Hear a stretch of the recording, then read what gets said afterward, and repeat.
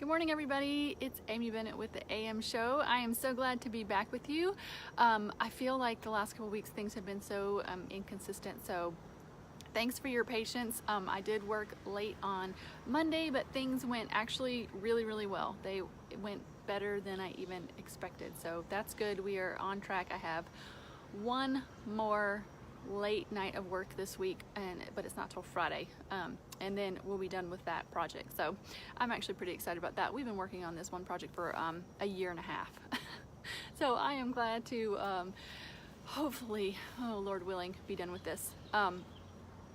But I did sleep in a little bit yesterday because I wasn't with you yesterday, and it's exactly what I need. It was the right decision. It's what I needed. But I did miss being with you guys here yesterday morning. So this morning there is a question that I ran into that Jesus asked, and I saw it in Luke. He asks, and he has asked me before, and I think he wants to ask all of us again this morning. And that is from Luke 6:46. It says, "Why do you call me Lord, Lord, and do not do what I say?" Why do you call me Lord, Lord, and do not do what I say? And so God asked, Jesus asked this, and he goes on to say, the person who does what I said, it's like you're building a foundation and the storm comes and you have a strong foundation and it doesn't waver. But the one who does not do what he says, it's like you're building on sand and the storm comes and it's just completely wiped away. And so he asked that of them. He has asked that of me now. I went through a season where, and I do this all the time, it's not just a season, but where God is asking me to do certain things through his word and through his Holy Spirit speaking to me, and he's saying, do this or that. And guys, I don't even remember, I can't even think of a specific example where he was telling me to do something, but I just know at that point I was not listening. And he just said to me, he asked me this exact question: why are you not doing what I'm saying? Like, I'm telling you to do things. He said, and I really felt like he said, I'm going to quit telling you to do things if you're not going to listen to me. I don't know if you parents have ever felt this frustration with your kids. Why am I repeating myself and nobody is doing what I want them to do? It's a very frustrating place to be as the parent. Because the thing is, when you're telling your kids to do something, you know it's for their good. You know it's for their good. And you just like, if you would just listen to me, if you would just do what I'm telling you to do, your life would be better. And I think we get this as parents, but you know, as the child, as God's child, and as, you know, a child even earthly, we just don't get it. And so I was really convicted when God asked this of me. Why, if I'm telling you things, why are you not doing them? Why are you not doing them? And so I have to ask the question today: if you call God Jesus Christ your Lord, why are you not doing what he's saying? So what are those things could be? Those things could be, it doesn't have to be anything big. Maybe he is calling you to foster kids. Maybe he's calling you to adopt kids. Maybe he's calling you to quit your job. Maybe he's calling you to start a ministry. Maybe he's asking you to forgive somebody. Maybe he's asking you to have a conversation with somebody. Maybe he's asking you to give some kind of financial gift. Maybe he's asking your family to move to a different city. I know Rachel Swanson, who's been on the podcast before, her family is actually just selling their dream home and they're actually going out on an RV and living there. Her husband actually just quit her job. I need to have her back on to do like a Where Are They Now kind of episode, because even since we've talked, their life has got kind of crazy. It's amazing to watch her family obey. So those are big things, but there can be little things too, right? You know, saying something to somebody in the grocery line store. I think we have all of these little moments where God is telling us to do things and we just don't do them.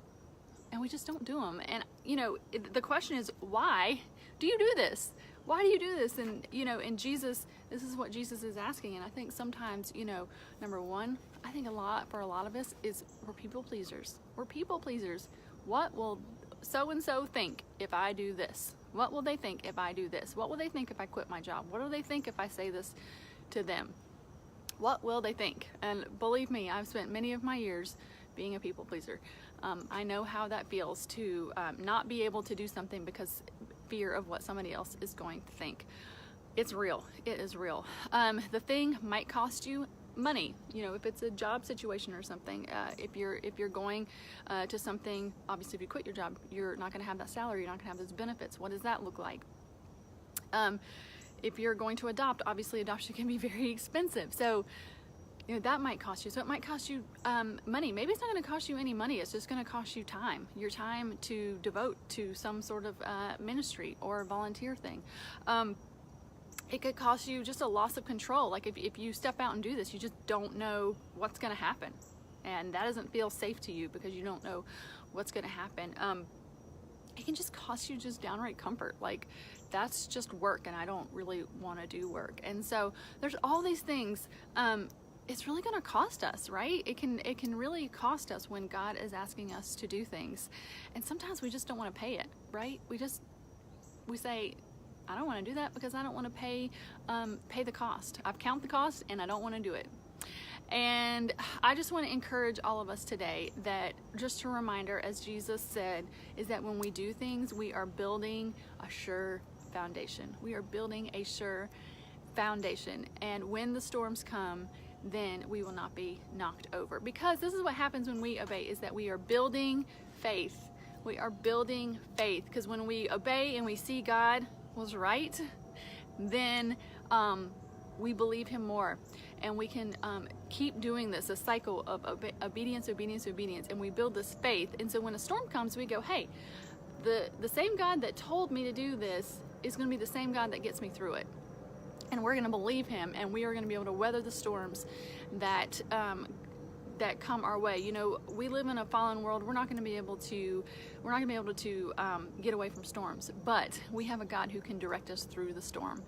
And I love that old saying, he either calms the storm or he calms his child. And so often parts of our obedience is his way to prepare us for these storms and to help us get us through these storms. And so I just want to encourage us all, whatever God has laid on your heart to do, let's just do it. Do it. And I can tell you, if you don't, and I love this phrase that some people use, if you don't have enough faith this morning, borrow some of mine.